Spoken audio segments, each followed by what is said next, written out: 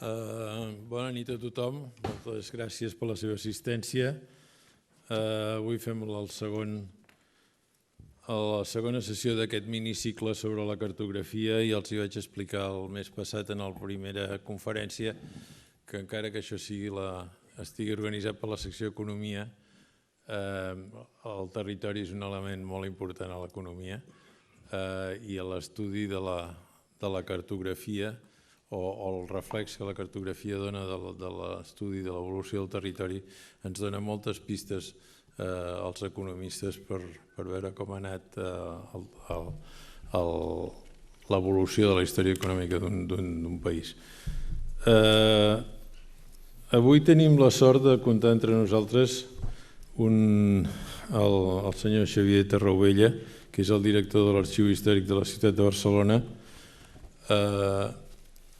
perquè l'Arxiu Històric, suposo que buscant les ajudes on han pogut, ha fet una cosa que jo trobo molt interessant i vostès després opinaran quan ho vegin, en base a una cartografia que existia, una cartografia coneguda de fa temps, que s'anomenaven els quarterons de Garriga i Roca, que eren uns plànols que hi havia de Barcelona emmurallada, de l'interior de la muralla, d'un tamany bastant gran, però que eren uns plànols que o eres un expert i a més tenies temps i a més et deixaven consultar, o era una espècie de cosa mítica poc utilitzada. La digitalització d'això ha donat els resultats que jo no els explicaré, que és el tema de la conferència d'avui. El senyor Xavier Tarraovella és llicenciat en Història Contemporània, és diplomat en Biblioteconomia i Documentació, és especialista en Història de l'Arquitectura i l'Urbanisme contemporani català i ha publicat molts treballs sobre fonts documentals, en especial en aquests camps de la cartografia. Té un altre vessant, que és les seves recerques històriques en el Pallars, ell és fill del Pallars, sobretot sobre el desenvolupament industrial i infraestructural. Podria venir un altre dia explicant-nos de l'electrificació de Catalunya, que és un tema que a mi també m'apassiona, abans ho comentàvem, però no és el tema d'avui. De totes maneres, ell va ser el comissari d'una exposició que es deia El Pallars il·lumina Catalunya, del 1912 al 2012, Urbanisme, Arquitectura i Construcció a Catalunya, que és una guia d'arxius i fonts documentals d'urbanisme i arquitectura, i un altre sobre l'electricitat del Pallars, també del 1900 al 1940. És tota la història de la canadenca i tota la construcció dels embassaments allà dalt. Bé, sense més, com que la cosa avui ja veuran que és una combinació d'àudio, vídeo i comentaris del propi conferenciant, que jo suposo que els agradarà i, com sempre, quan s'hagi acabat farem una mica col·loqui. Jo, si em permeten, baixaré perquè si no m'agafarà una tortícolis important i després tornaré a pujar quan s'hagi acabat. Moltes gràcies. Molt bé, gràcies Josep Maria. En primer lloc, bona tarda a tothom. En primer lloc dir-los que és per mi realment un honor i un plaer poder estar aquí amb vostès a l'Ateneu Barcelonès representant a l'Arxiu Històric de la ciutat de Barcelona per presentar-los el que nosaltres li diem aquest recurs digital multimèdia de divulgació històrica i documental sobre la ciutat o sobre un moment determinat de la ciutat. Per tant, de fet, el que avui farem serà, com diu el títol de la presentació, farem un passeig per la Barcelona de mitjan segle XIX o, millor dit, el que faré serà presentar-los un recurs que els hi permetrà o que permet a qualsevol persona passejar-se per aquesta Barcelona de mitjan segle XIX des d'internet. El que els hi presentem avui, aquest és d'alguna manera el fil argumental de la xerrada, són les característiques d'un producte, un producte que hem elaborat molt recentment, que pren com a base una cartografia fonamental per la història de Barcelona o per la ciutat de Barcelona, que es va confeccionar al voltant de 1860, i a partir d'aquesta base cartogràfica el que hem fet ha estat, d'una banda, crear un recurs, crear un producte que permet accedir, consultar i descarregar-se amb alta resolució aquesta col·lecció de plànols, coneguts, com deia en Josep Maria Carreras, amb el nom de quarterons Garriga i Roca, perquè els va confeccionar aquest arquitecte, com deia fa un moment, al voltant de 1860. Per tant, d'una banda podem fer això, i d'altra banda, Barcelona darrere mirada, que és el nom que té aquest recurs,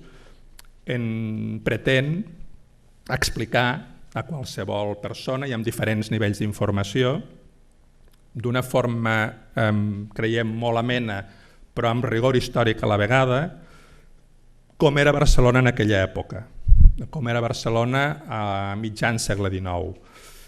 Una ciutat que estava en plena transformació, una ciutat que encara estava circumscrita fonamentalment dins el perímetre de les muralles medievals, que s'estaven enderrocant, però que també en aquell mateix moment iniciava un procés de creixement, un procés d'expansió per tot el Pla de Barcelona a partir del projecte d'Eixample d'Ildefons Cerdà.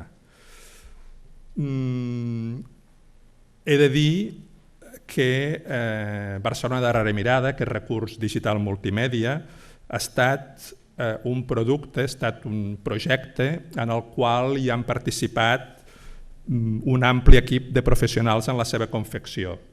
Com veuran, és un producte amb molts recursos i per tant requeria de la intervenció de professionals molt diversos. Per tant, hi han participat arxivers, historiadors, documentalistes, tecnòlegs, informàtics, arquitectes, geògrafs, cartògrafs, dissenyadors gràfics o productors audiovisuals, entre molts altres. Veuran també que és un recurs que utilitza a partir o prenent com a base els documents d'arxiu, prenent com a base els documents històrics, prenent com a base aquesta cartografia confeccionada per Miquel Garriga i Roca a mitjan segle XIX, incorpora, i això és el que el fa novedós i el que el fa un producte digital i accessible per internet, incorpora imatges digitals amb alta resolució, incorpora documentació gràfica de l'època, recorreguts virtuals, narracions, vídeos d'especialistes, diverses capes d'informació que tot seguit els explicaré i diverses eines multimèdia. Els quarterons Garriga i Roca, el que faré serà començar explicant-los, situant-los en el context del que són i del que varen significar els quarterons Garriga i Roca perquè se n'adonin de la riquesa i de la diversitat d'informació que aquest conjunt de plànols ens aporta per al coneixement de com era la ciutat de Barcelona, de com era la trama urbana de Barcelona a mitjan segle XIX. I per tant, a partir d'aquesta riquesa d'informació continguda dels quarterons és el que ens ha permès també elaborar tot un seguit de productes, tot un seguit de recursos, recollint la informació dels quarterons i traslladar-la a aquest format digital més actual, més modern. Com deia, els quarterons Garriga i Roca són un conjunt són uns 117 plànols a escala 1:250, la suma dels quals ens dona la imatge de la trama urbana de la ciutat que estava encerclada, com deia abans, pel perímetre de les muralles medievals. Aquesta imatge que poden visualitzar, sobreposada a la trama de la Barcelona actual, és el resultat de la suma, és el resultat del cosit digital d'aquests 117 plànols a escala 1:250. És a dir, la suma d'aquests 117 plànols és el que ens permet dibuixar el territori de la Barcelona de 1860. Com dèiem abans, els quarterons Garriga i Roca estan considerats la representació cartogràfica més precisa realitzada, que s'havia realitzat fins a aquell moment, de tota la ciutat delimitada pel perímetre de les muralles medievals. Els quarterons contenen nombrosa informació, contenen molta informació de tot tipus sobre la ciutat, sobre la trama urbana de la ciutat, informació de tipus parcel·lari, de tipus planimètric. També constitueixen aquests plànols un inventari exhaustiu dels elements públics que existien a Barcelona a mitjan segle XIX, amb la localització de carrers.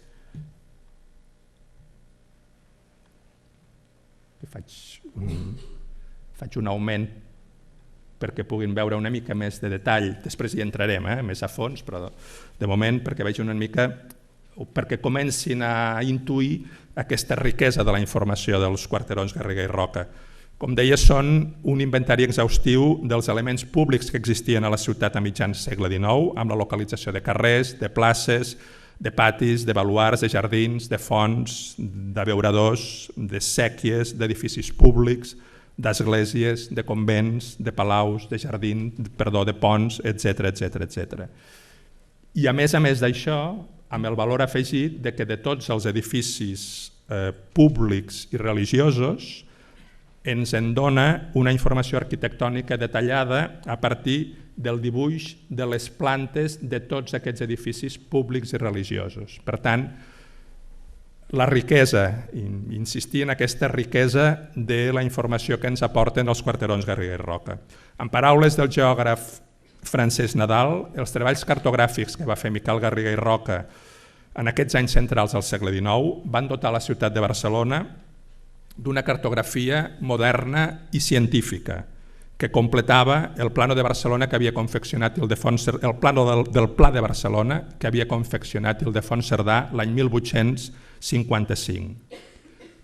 Segueixo amb les paraules de Francesc Nadal. Amb aquests treballs, el municipi de Barcelona disposava d'una cartografia similar a la que tenien des de ja feia un cert temps algunes de les principals ciutats de l'Europa occidental, com París, Madrid o Gènova. És a dir, amb les aportacions d'una banda d'Ildefons Cerdà i d'altra banda de Garriga i Roca, de Miquel Garriga i Roca, en aquests primers anys de la segona meitat del segle XIX, Barcelona entrava en el nivell o se situava en el nivell de les ciutats modernes europees pel que fa a la seva cartografia, pel que fa al dibuix científic, a l'aixecament científic de la seva trama urbana. Per tant, cal tenir en compte això també des de la perspectiva de la història de la cartografia.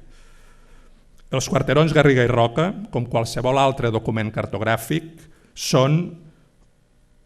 ens ofereixen una mirada fixa, una mirada estàtica sobre la forma urbana de la ciutat.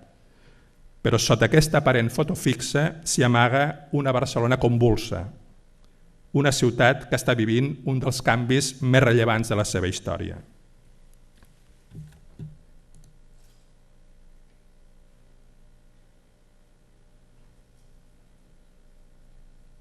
Com que estem a internet en directe,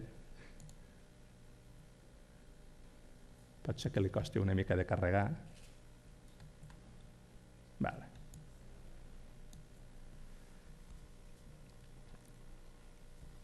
Ara us farem unes breus pinzellades sobre com era Barcelona a mitjans segle XIX.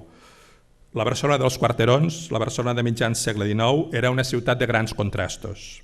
La ciutat no havia parat de créixer en població, passant dels 111.000 habitants al 1787 als 180.000 al 1857. La situació col·lapsava el sòl disponible per la construcció d'habitatges, afegint-se pisos als edificis i reduint-se la superfície de les vivendes. Les classes baixes vivien en carrers on amb prou feines entrava la llum i en pisos petits, foscos i mal ventilats. Però d'altra banda, la ciutat impulsava iniciatives que buscaven incrementar la seva monumentalitat. S'obrien nous carrers amples, moderns i comercials o s'ocupaven antics edificis religiosos desamortitzats per destinar-los a usos militars o universitaris, per construir-hi mercats o per fer-hi places. La indústria tampoc parava de créixer. La Barcelona de mitjans segle XIX estava plena de fàbriques que necessitaven mà d'obra abundant. Alhora, però, faltaven espais per magatzems i centres de distribució de mercaderies o per infraestructures que demandava la indústria moderna en una ciutat que es volia equiparar als grans centres industrials d'Europa. L'enderroc de les muralles que havien encerclat la ciutat durant segles es considerava un pas indispensable per obrir Barcelona al pla i alliberar-la dels impediments físics que en limitaven el seu camí cap a la modernitat. Després d'alguns intents fallits anteriors, l'enderroc definitiu de les muralles començava l'any 1854. Per això, la Barcelona dels quarterons, la Barcelona que ens dibuixa Miquel Garriga i Roca, constitueix la frontissa entre la ciutat delimitada en el període medieval i que ja havia ocupat tota la seva superfície i la ciutat que s'obre al pla per convertir-se en una metròpoli europea a partir de l'aprovació l'any 1859 del Pla d'Eixample d'Ildefons Cerdà. Els quarterons Garriga i Roca suposen, doncs, la primera imatge cartogràfica real de la Barcelona del moment i alhora la darrera imatge d'una Barcelona a punt de transformar-se radicalment. Per això, aquest recurs digital, aquest recurs documental multimèdia, l'hem batejat amb el nom complet de Els quarterons Garriga i Roca, Barcelona darrera mirada, una ciutat de mitjan segle XIX a punt de canviar per sempre. Quins són els continguts o les funcionalitats o les opcions que podem veure, que podem visualitzar, a les quals podem accedir a partir d'aquest recurs digital? Una primera funció, una primera possibilitat és, com els deia abans, a partir d'aquest cosit digital del conjunt dels quarterons, podem escollir qualsevol d'aquests 117 plànols que configuren aquesta Barcelona de la ciutat dins de muralles. Podem consultar-lo, a partir, aquí els tenim, estan numerats, per tant, podem escollir-ne un,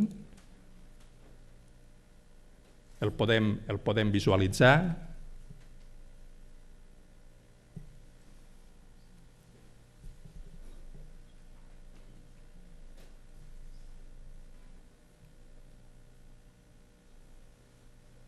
veurem si carrega.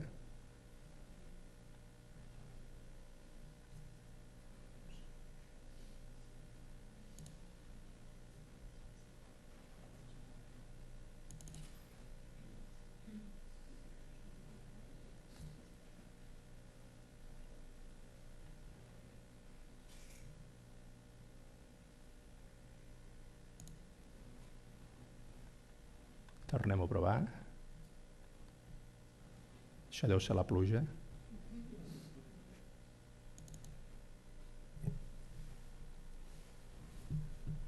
Bueno, sembla que no... Vale.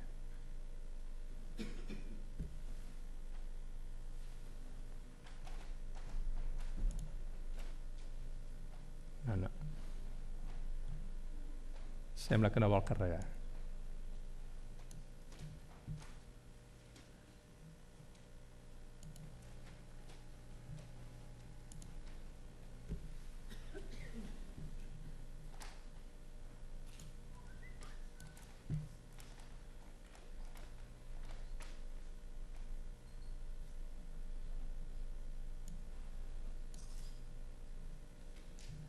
Farem una cosa.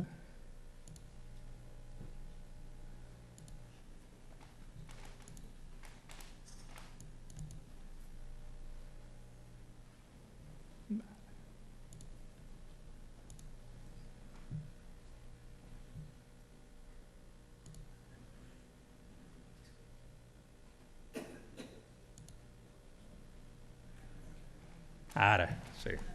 Bueno, són coses de la informàtica, diguem. Per tant, diguem que podem, a partir d'aquest cosit digital, com els deia, podem seleccionar qualsevol dels quarterons, és a dir, ens podem situar en les diferents parts del territori de la ciutat en què Garriga i Roca va dividir la cartografia i podem visualitzar cadascun d'aquests plànols a escala 1:250. El podem visualitzar sobre la trama actual de la ciutat.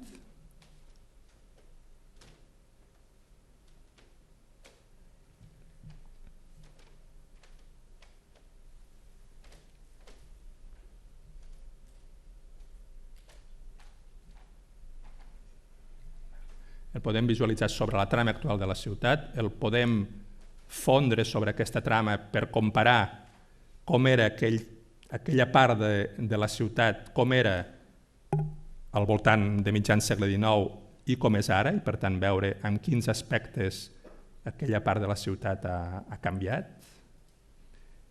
I si volem, també el podem veure individualment, és a dir, podem visualitzar-lo sobre taula de llum, aquest plànol, independentment com si fos un document en sentit estricte, sense aquesta trama urbana. Aquí ara ens hauria de sortir el plànol sobre la taula de llum.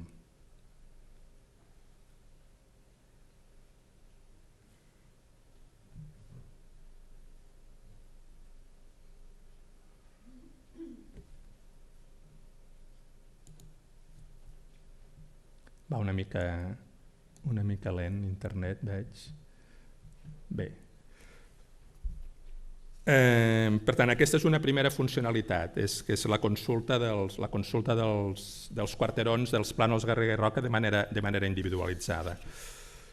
Una altra possibilitat, una altra funció,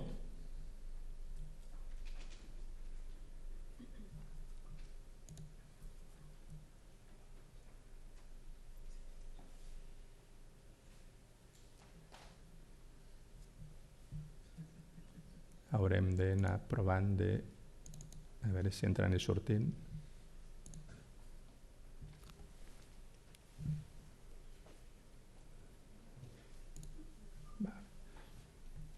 Una altra de les possibilitats que ens ofereix aquest recurs és la consulta d'informació urbanística de mitjans segle XIX. És a dir, a partir de la informació que s'ha pogut extreure dels mateixos quarterons Garriga i Roca, s'han creat una sèrie de capes d'informació, que són les que apareixen en aquesta relació, i que ens permeten, per tant, conèixer alguns d'aquests aspectes urbanístics de la ciutat del moment. Per exemple, ara ens hauríem d'apropar una mica més per veure amb una mica més de detall en alguna part del territori. Podem veure quins eren el que Garriga i Roca denominava edificis antics, que seran els que ens apareixen marcats amb color groc. Aquesta és una capa d'informació que ens apareix. O el que Garriga i Roca denomina edificis d'antiguitat mitjana, que ens apareixeran marcats amb aquest color gris més clar.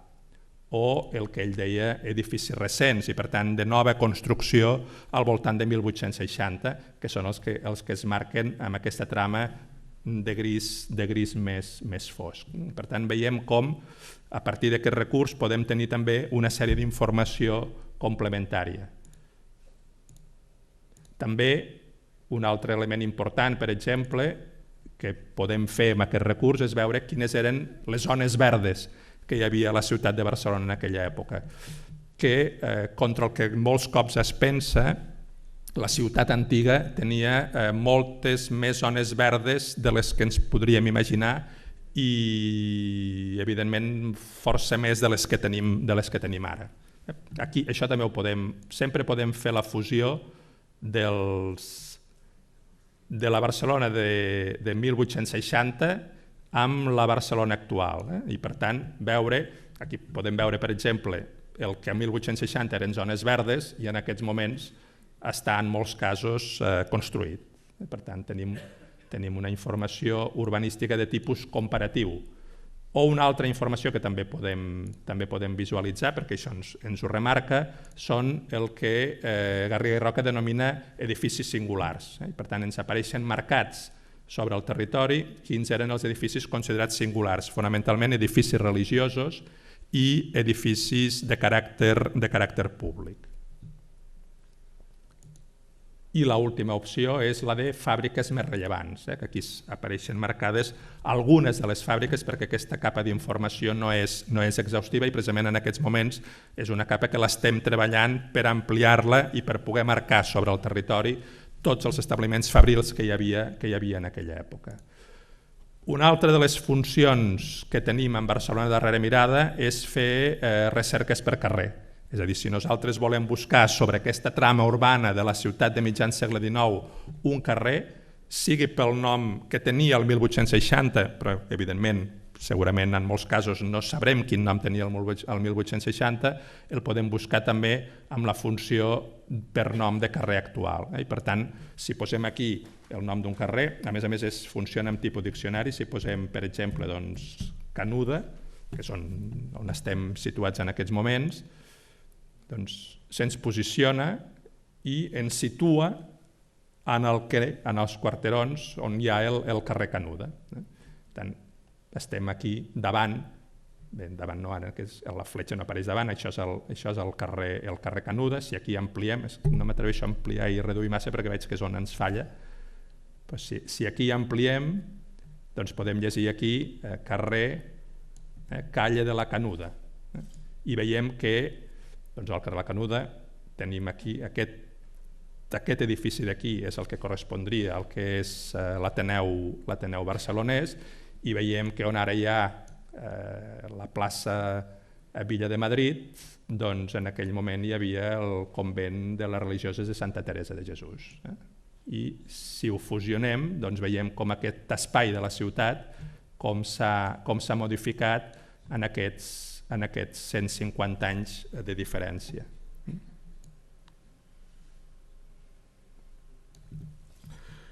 Una altra de les funcions que ens permet Barcelona Darrere Mirada és introduir-nos a la ciutat de mitjan segle XIX a partir d'una vintena del que hem denominat punts d'interès.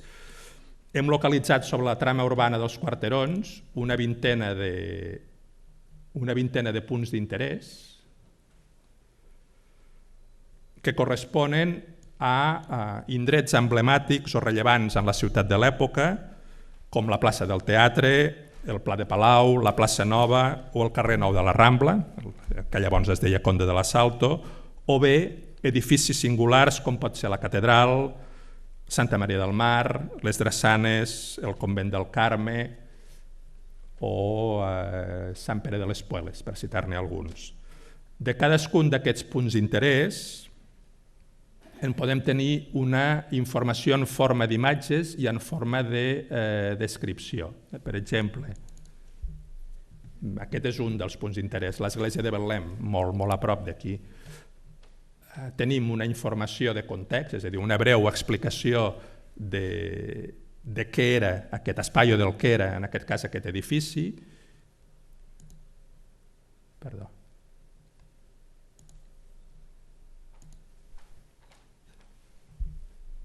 I si entrem a dins, doncs podem visualitzar algunes imatges de l'època que ens apropen, que ens permeten visualitzar d'una forma més detallada aquell espai. En cada cas s'hi han posat 2, 3, 4 imatges que ens il·lustren i al mateix temps, o a més, de la primera imatge, de la imatge principal, que és la que acompanya el text de descripció, podem comparar la visió amb la imatge actual a partir de l'aplicació de la tècnica de la refotografia. És a dir, hem fet una fotografia del mateix indret i des del mateix punt on està feta la imatge d'època i la podem comparar, la podem sobreposar amb la imatge actual. I això ho podem veure, ho podem fer amb la primera imatge que apareix en tots els punts d'interès. Alguns han canviat poc en relació a l'actualitat, però altres han canviat radicalment i gairebé no els coneixeríem. Un altre nivell d'informació, una altra possibilitat que ens ofereix Barcelona Darrere Mirada per capbussar-nos en la història de la ciutat, en com era la ciutat a mitjan segle XIX, són 7 capítols temàtics que ens expliquen diferents aspectes de la història de Barcelona d'aquella època. Uns capítols temàtics que el primer ens permet conèixer amb més detall què eren els quarterons Garriga i Roca o què són els quarterons Garriga i Roca, i en tots els casos, en els 7 capítols, les explicacions que s'hi fan tenen, d'una banda, tenen 2 nivells d'informació, és a dir, ens podem quedar amb un nivell molt bàsic d'informació principal o podem anar una mica més al fons per tenir una mica més d'informació sobre allò que estem explicant. I a la vegada ho il·lustrem o tenim il·lustrat, trobem imatges, il·lustracions i també vídeos de diferents especialistes que ens parlen, que ens expliquen la temàtica de cadascun dels capítols.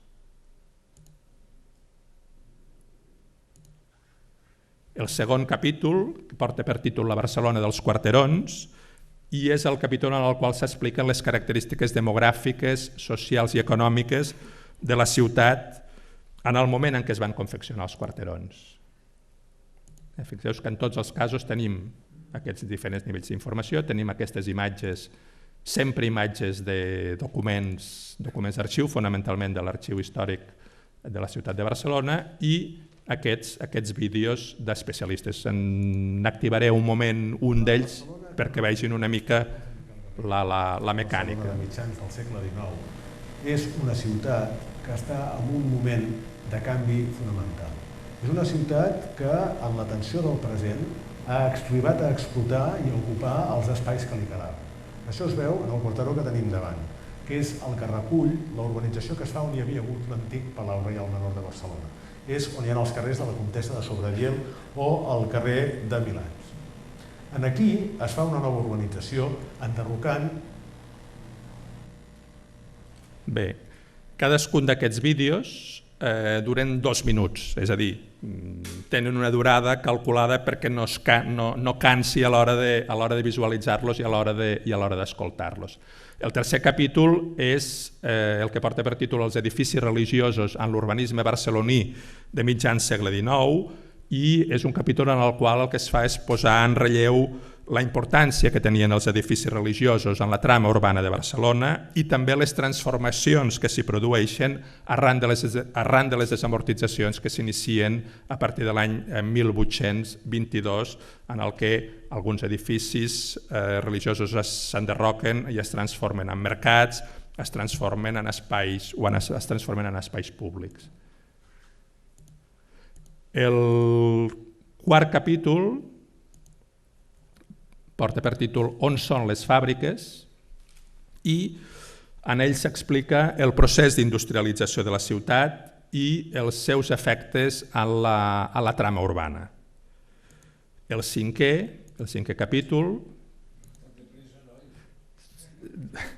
No, jo ara el que faig és una passada molt ràpida perquè vegin una mica quins són els continguts generals, però sàpiguen que és un recurs que està penjat a internet i per tant el que està pensat és que perquè cadascú de nosaltres, quan ens vingui de gust, ens posem davant de l'ordinador, posem a Google Barcelona darrere mirada i entrem i ens entretinguem amb tranquil·litat, amb calma, sortim i tornem a entrar un altre dia i per tant puguem gaudir amb tranquil·litat del recurs. Ara simplement el que faig és passar-hi ràpidament precisament perquè vegin una mica l'estructura i les característiques generals de Barcelona darrere mirada.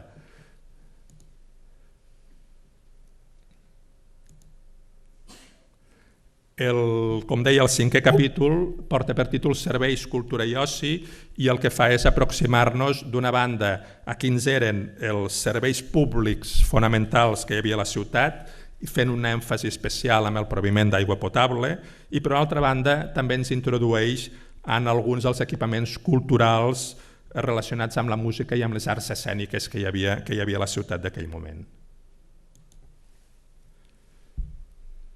També amb la participació d'un altre especialista, en aquest cas és la historiadora Mercè Tatger. Un dels serveis bàsics de la ciutat és l'abastiment d'aigua. En els quarterons de Riga, a més de la representació dels grans edificis civils o institucionals, s'hi representen també d'una forma molt detallada els diferents punts d'aigua, dels quals se n'ha calculat que se'n troba gairebé 1 miler. Són de gran diversitat i trobem, per una banda, els safaretjos públics per rentar la roba domèstica i trobem també abreuadors en el cas del círculo eqüestre destinats als cavalls. A més, hi podem trobar una de les primeres... Veiem també un altre dels exemples d'explicació d'un especialista en la matèria que es tracta, que per tant ens permet aprofundir molt en aquella matèria.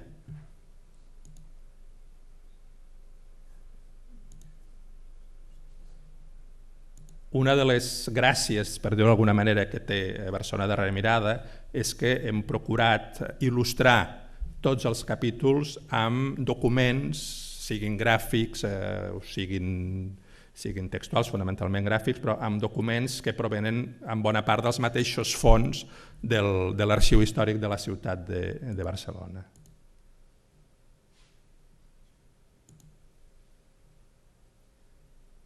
aquí la Montse Rivero, que és una especialista en història dels jardins, doncs també ens explica alguns dels elements fonamentals per entendre aquesta presència dels espais verds, tant públics com privats, que hi havia a la ciutat de l'època.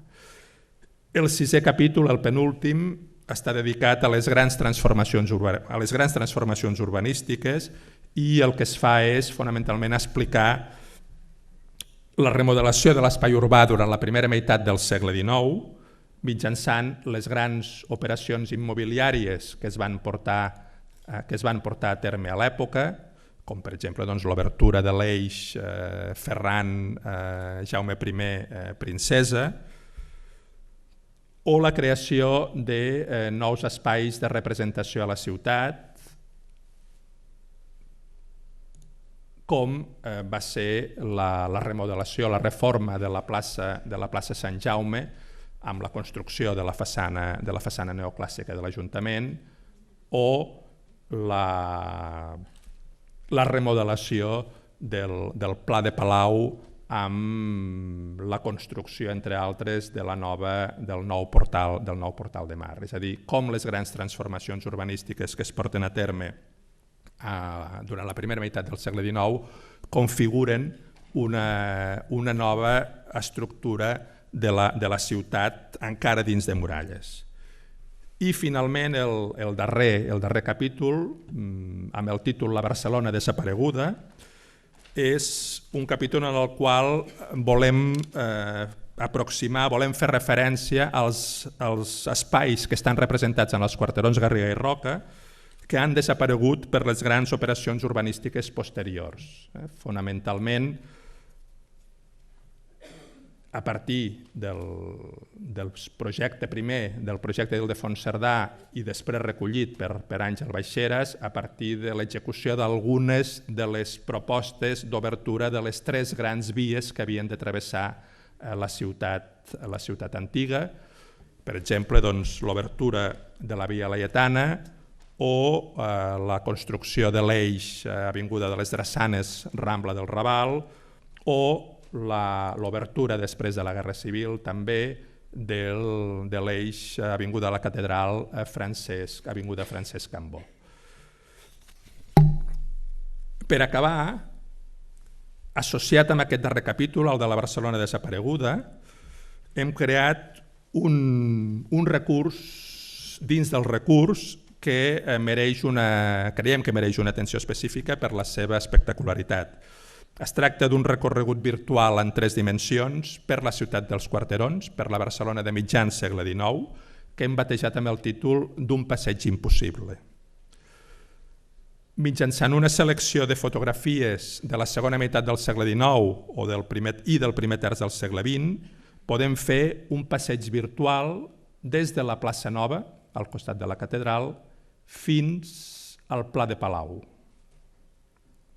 Un passeig, un recorregut impossible de fer a l'actualitat per les transformacions urbanístiques de la zona en els darrers 150 anys, fonamentalment pel que dèiem fa un moment, per l'obertura de la via Laietana, que va fer desaparèixer bona part del traçat medieval dels carrers que hi havia en aquesta zona, per on fem el passeig impossible, i també per l'obertura posterior de l'Avinguda de la Catedral durant la primera meitat del segle XX.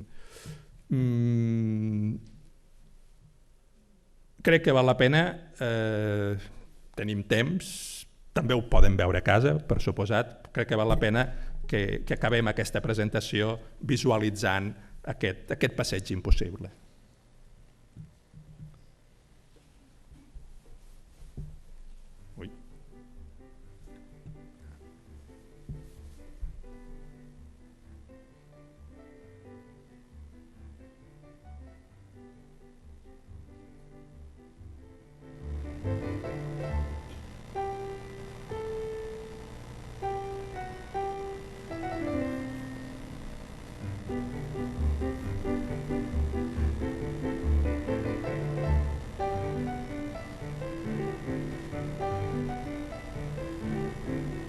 Aquestes imatges que van apareixent al costat són la visió des del mateix punt de com és en aquests moments, de com és actualment.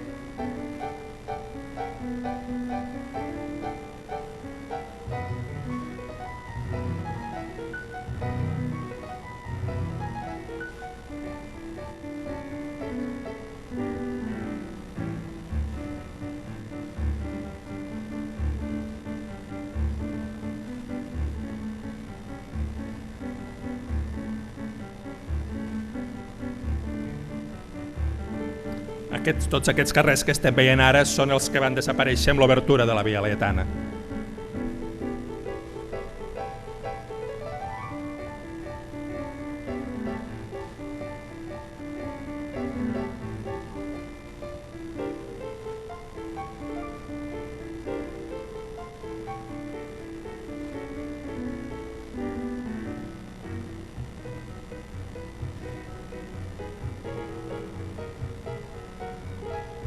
Aquí estem mirant en direcció plaça Urquinaona.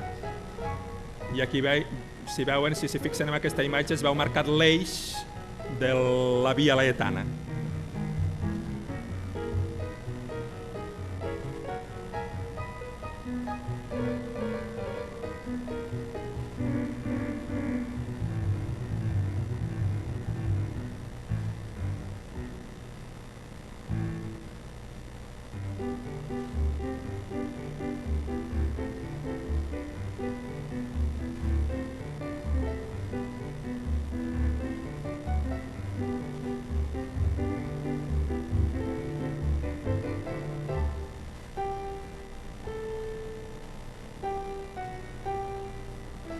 Arribem a Santa Maria del Mar.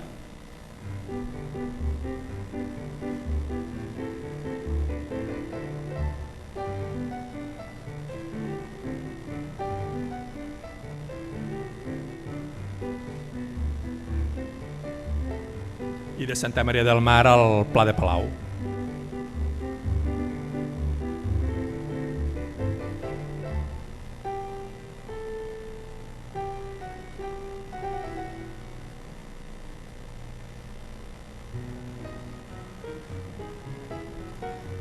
Això són els porxos d'en Xifré. Aquí al fons la muralla de mar, on actualment hi ha l'escola de nàutica.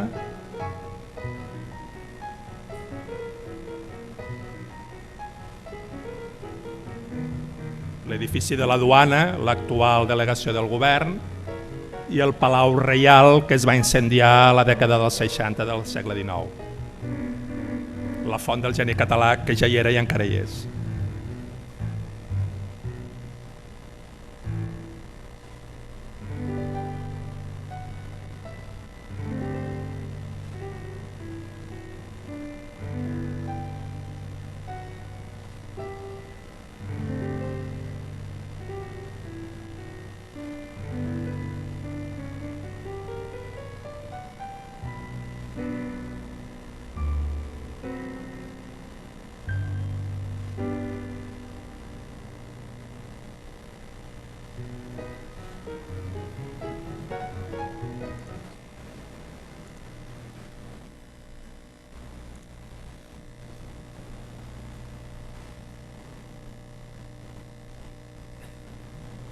Bé, ara sí, ja per acabar, i en tot cas,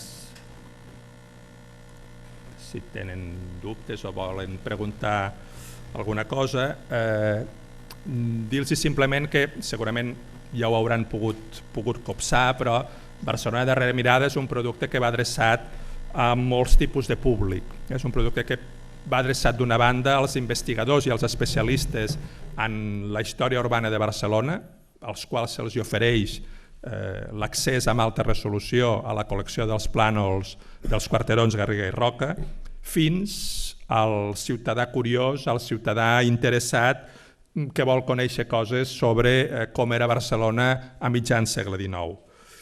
I tampoc no cal oblidar les possibilitats d'utilitzar aquest recurs amb finalitats pedagògiques, com a recurs pedagògic amb finalitats docents a les escoles de Barcelona, tant a nivell de secundària com a nivell de batxillerat, per poder ensenyar aspectes relacionats amb les ciències socials o més concretament amb història de l'entorn o del territori més proper.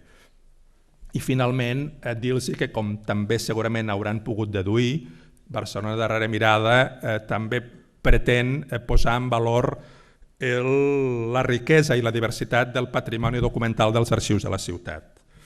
En aquest cas ho hem focalitzat en la cartografia antiga, però la idea és, la voluntat és també evidenciar les possibilitats que té la documentació, que té el patrimoni documental per divulgar la història de Barcelona, per divulgar la història de la nostra ciutat d'una forma amena i atractiva. A vegades es pensa que els documents d'arxiu són avorrits, que els documents d'arxiu només són per a especialistes, però en canvi veiem com a partir d'una utilització idònia de les possibilitats que ens ofereix la tecnologia, de les possibilitats que ens ofereix la informàtica, de les possibilitats que ens ofereixen els recursos multimèdia, podem convertir, podem donar una vida diferent a aquests documents, a aquesta cartografia, i transformar-los en una eina de divulgació apta, podríem dir-ne, per a tots els públics.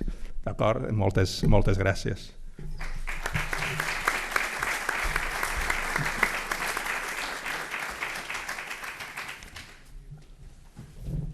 Bé, suposo que ja enteneu que el dia que jo vaig anar a la presentació de l'arxiu històric d'aquesta eina, a l'acabar vaig anar a veure el senyor Tarrovella a dir-li a veure quin dia la vindria a explicar a l'Ateneu.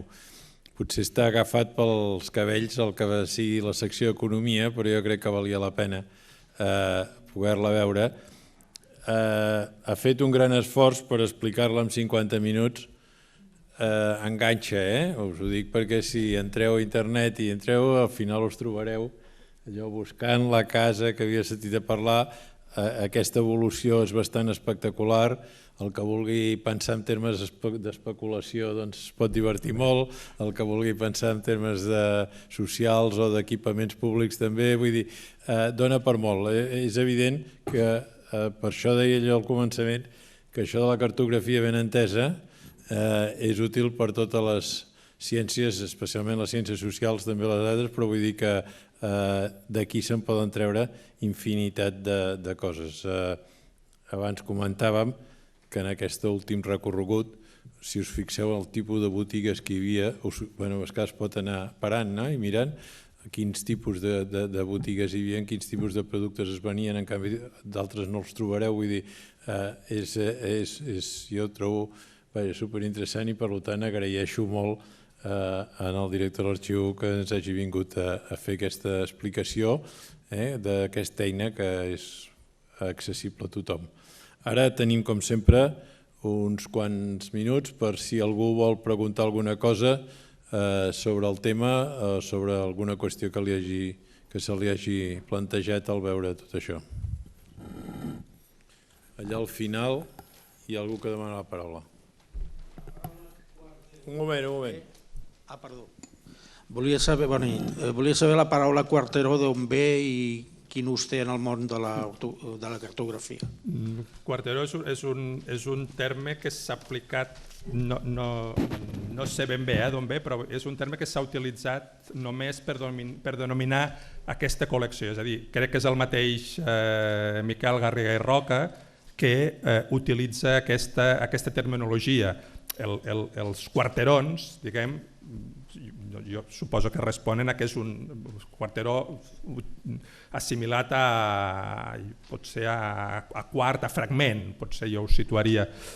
Cal tenir en compte que els quarterons, aquests 117 plànols, formen part d'un projecte molt més ampli d'aixecament del plànol de la ciutat de Barcelona en aquella època. És a dir, Miquel Garriga i Roca va fer un treball cartogràfic espectacular una part del qual són aquests 117 plànols a escala 1:250. Jo deduiria que la paraula quarteró vol dir fragment, vol dir tros, vol dir part, no? Però no ho podria assegurar tampoc.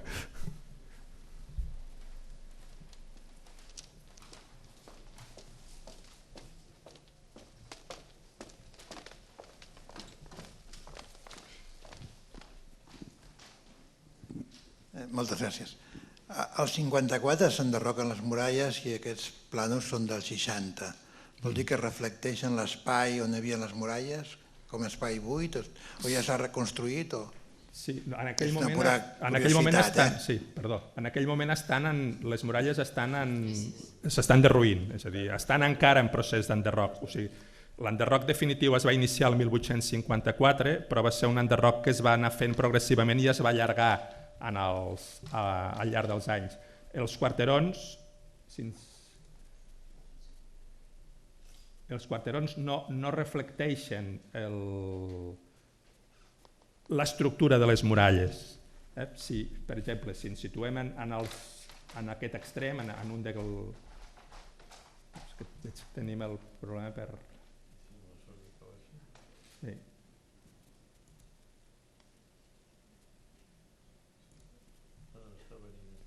Sí? Bueno, passava a poc, sí. O sigui, en els quarterons no apareixen dibuixats els baluards o l'estructura de les muralles. Entre altres coses perquè en algun cas fins i tot no hi arriben. Per poder veure cartografiades les muralles hem d'anar a altres documents cartogràfics que també va confeccionar el mateix Garriga i Roca. Però en els quarterons pròpiament no hi són dibuixades.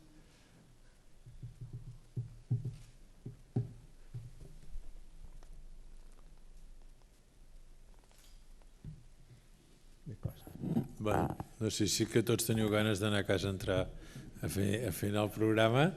Allà hi ha una altra pregunta al mig. Aprofito per dir-los que m'he oblidat a l'acabar que si volen saber o si volen tenir una mica més d'informació sobre el procés de producció o el procés d'elaboració d'aquest recurs digital de Barcelona Darrere Mirada, a internet hi ha també a Vimeo hi ha el making of del producte, és a dir, si a internet posen Barcelona Darrere Mirada making of, tindran també un vídeo d'uns 8 minuts on es veu tota aquesta complexitat tecnològica i de recerca d'elaboració del Barcelona Darrere Mirada. Sí, li volia preguntar, els mesuraments dels planells estan ben fets? El metratge, les proporcions s'adeqüen perfectament quan s'ha pogut comprovar en els edificis antics, els carrers, tot? Ara que tot ho fem per satèl·lit, tot ho podem controlar al mil·límetres, en aquella època com es feia? Sí, per això es consideren els quarterons Garriga i Roca es consideren com un document d'alta qualitat i com el primer aixecament cartogràfic fet amb criteris tècnics i científics de la ciutat de Barcelona. Fins a aquell moment no s'havia fet un producte com aquest i la fiabilitat de l'aixecament es considera que és molt alta, és a dir, el marge d'error en relació a la realitat es considera que és molt baix, perquè va utilitzar unes tècniques molt ben pensades i molt ben elaborades. Hi havia tota una xarxa, això es pot veure en els mateixos quarterons, apareixen dibuixats els punts taquimètrics des d'on es prenien les mesures i les línies de triangulació que van servir per poder aixecar aquests plànols amb aquesta alta fiabilitat. Per tant, sí. I es veu amb aquella cosa que ens han explicat de moure el cursor, de veure el que hi ha ara a sobre del que hi havia abans, l'ajust és fantàstic. Vull dir, esclar, no s'ha modificat el plànol d'ara, és el plànol fet amb satèl·lit i amb tota mena d'innovacions tècniques, i si tu corres el cursor sobre alguna parcel·la antiga, les esglésies o de les coses que encara queden, la cosa encaixa moltíssim. És increïble que arribessin a aquella... Aquí, per exemple, si agafem aquest com a mostra, no sé si es veu bé que hi ha unes línies molt fines de color blau i uns punts de la qual surten, doncs aquests punts són els punts de triangulació, que és on se situaven els topògrafs, i aquestes línies marcades són les línies de triangulació que servien per poder fer l'aixecament. Hi va haver centenars de punts de mesura i, per tant, la fiabilitat de l'aixecament té aquest marge d'error tan baix, perquè realment hi va haver una triangulació molt detallada, molt exhaustiva del territori. Sí, jo que soc fill de la plaça Sant Agustí Vell, a partir de la pantalla puc imprimir el quarteró de la meva plaça per emmarcar-lo, hauria d'anar a Ca l'Ardiaca... No, o sigui, una de les virtuts, diguem, del producte és que cadascun dels quarterons es pot descarregar. És una de les coses que ara sembla que carrega millor. Aquí, aquest quarteró que hem escollit ara, que el visualitzem amb taula de llum, si obrim aquí, se'ns desplega l'opció de descarregar.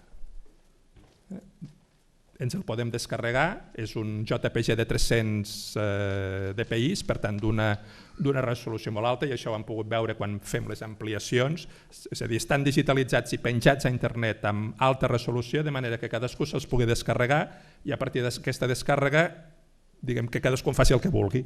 És a dir, vostè se'l pot imprimir, pot mirar d'ampliar-lo i imprimir-lo amb aquesta ampliació, amb la resolució que dona aquesta digitalització a 300 dpi.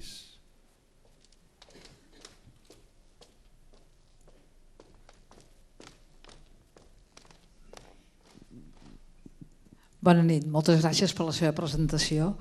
És espectacular realment aquest material que tenim a les mans. Jo em preguntava si Barcelona en aquella època estava dividida en barris o en quarters. Sí. Quants eren de barris o... Bueno, no sé. Això no li podria dir, però sí, la ciutat estava dividida en barris, en quarters, i per tant hi havia tota una divisió administrativa del territori. Amb algun carrer, si ens passegem per la ciutat antiga, hi ha algun lloc on encara podem veure alguna placa, alguna d'aquestes plaques antigues que posa distrito de no sé què, barrio o quartero de no sé quantos. Potser és la meva ignorància, però jo he pensat per mi que quarter era amb 4. Que el nom quarteró no vingui d'aquesta divisió més administrativa del territori. Sí, no ho sé. Podria ser. Perquè vaig anar a la presentació d'un llibre que era el del barri de Sant Pere de les Pueles i que està molt centrat en Sant Pere de les Pueles. Jo em preguntava si també hi havia a cada quarter o cada barri alguna església que unificava, no ho sé, Sant Pau del Camp o... Sí. Jo crec que no, o sigui, que els quarterons no responen amb això, perquè miri, aquí amb aquest que estem visualitzant ara, fixis que el Garriga i Roca els identificava, no?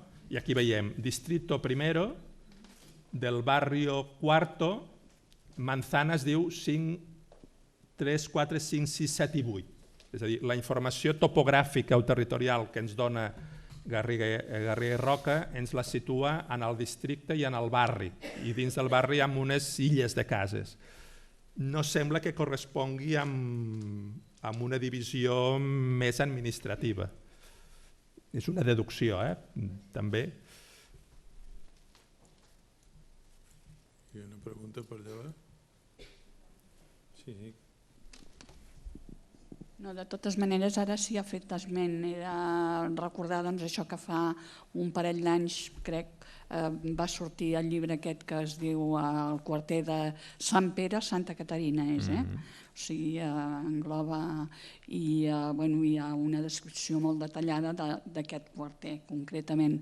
El que no recordo és si explica al principi el terme aquest de quarter, què significa, no ho recordo, ho vaig llegir però no...